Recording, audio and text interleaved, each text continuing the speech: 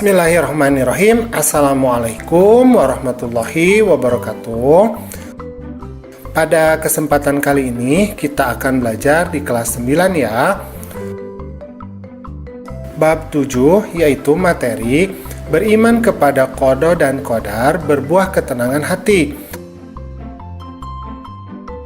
Adapun submateri yang akan kita bahas pada kesempatan kali ini adalah pengertian qada dan qadar.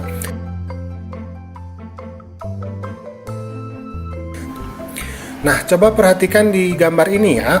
Di sini ada anak-anak ya. Nah, mereka sedang berbicara nih. Apa katanya ya?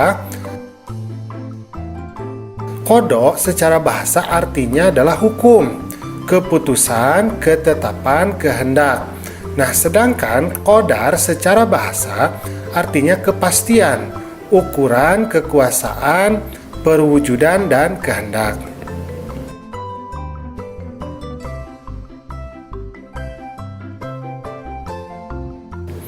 Qada adalah ketetapan Allah terhadap segala sesuatu sejak zaman azali. Nah, zaman azali itu ialah zaman ketika segala sesuatu belum tercipta. Jadi hanya ada Allah saja ya. Nah, sedangkan qadar ialah perwujudan kehendak Allah terhadap semua makhluknya dalam ukuran dan bentuk-bentuk tertentu sesuai dengan irodahnya. Jadi sesuai dengan kehendak Allah. Nah, coba diperhatikan di sini misalkan kita punya garis waktu. Nah, inilah yang kita namakan sebagai masa azali, yaitu masa di mana Allah belum menciptakan segala sesuatu, maka di sana hanya ada Allah saja. Maka pada saat masa azali ini Allah menetapkan segala hal yang berkaitan dengan makhluknya. Nah, inilah yang kita namakan sebagai qada.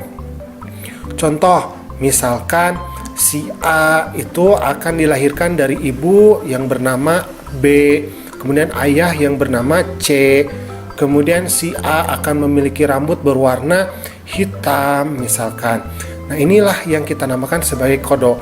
Tetapi dalam perjalanannya, ketika segala hal itu mulai terjadi, maka manusia itu dapat merubah beberapa hal yang merupakan keputusan Allah. Melalui apa? Melalui tawakal, yaitu dengan cara ikhtiar yang pertama, kemudian yang kedua adalah doa. Nah, misalkan rambut hitam, tetapi bisa kita mewarnai rambut misalkan jadi merah. Nah, ketika sudah jadi merah, maka itu yang kita namakan sebagai qadar. Manusia itu masih dapat merubah ketetapan Allah atau qada Allah itu dengan ikhtiar dan doa. Maka setelah menjadi ketetapan, maka inilah yang kita namakan sebagai qadar atau takdir. A'udzubillahi minasyaitonirrajim. Bismillahirrahmanirrahim. Allah berfirman dalam Quran surat Ar-Ra'd ayat ke-8 dikatakan wa kullu syai'in 'indahu bimiqdar. Dan segala sesuatu itu ada ukuran di sisinya. Jadi Allah telah mengukur segala sesuatu.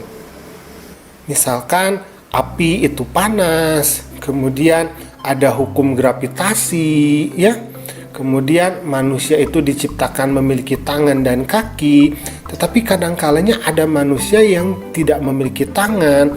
Nah, semua itu merupakan ukuran dari Allah atau disebutnya juga adalah takdir. Nah, takdir ini baru dapat diketahui oleh manusia setelah terjadinya sebuah kenyataan atau peristiwa.